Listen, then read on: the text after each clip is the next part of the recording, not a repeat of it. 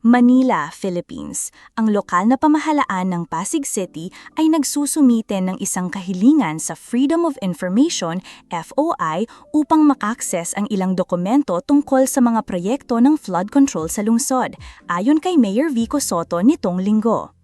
Pinuri ni Sotto ang website na Sumbong sa Pangulo dahil naglalaman ito ng listahan ng mga proyekto ng DPWH sa flood control sa lungsod, ngunit binigyang diin niya na kinakailangan pa ng karagdagang impormasyon upang masusing suriin ang mga proyekto.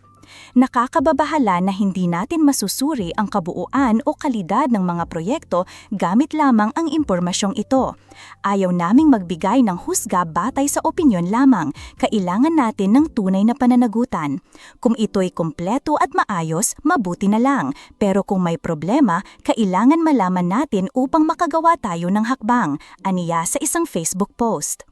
Sinabi ni Sotto na kinakailangan ang pag-access sa Program of Works at Bill of Quantities ng bawat proyekto na nagbibigay ng tiyak na detalye tulad ng mga materyales na ginamit at ang sukat ng proyekto. Dagdag pa rito, sinabing maaaring suriin ang mga dokumento gaya ng Detailed Unit Price Analysis at mga bidding documents. Ipinahayag ni Sotto na formal na isusumite ng LGU ang FOI request sa Department of Public Works and Highways ngayong linggo.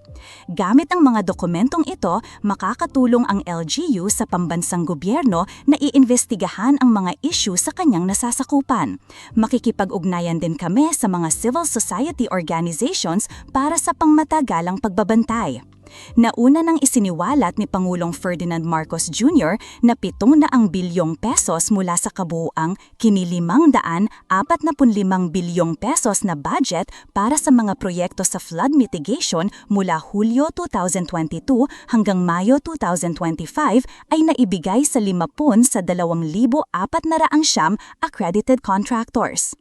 Kasunod ng kanyang pahayag, itinuro ni Sotto na ang 2 kontratista na nakakuha ng pinakamaraming proyekto, ang Alpha and Omega Gen Construction and Development Corp. At St. Timothy Construction Corp. Ay pagmamay-ari ng Discayas, ang pamilya ng kanyang kalaban sa mayoral election 2025 na si Sara Discaya. Habang sinabing ang mga natuklas ay isang nakakababahalang pagsusuri, hindi nagbigay ng mga paratang ang Pamulo laban sa mga pribadong kontratista. Mulit itinuro niyang sila ay talagang kapansin-pansin. Nagbabala si Sotto na ang katiwalaan sa pagkokontrata ng gobyerno ay isang bukas na lihim sa publiko, na binanggit ang 6 na yugto kung saan maaring mangyari ang anomalya o kolusyon mula pa sa unang yugto ng bidding process.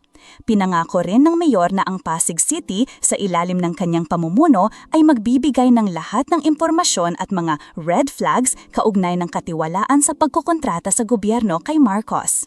Dahil dito, hinihikayat ng Malacanang ang mga LGU officials sa buong bansa na sundan ang halimbawa ni Sotto sa pag-uulat ng mga anomalya sa mga proyekto ng gobyerno.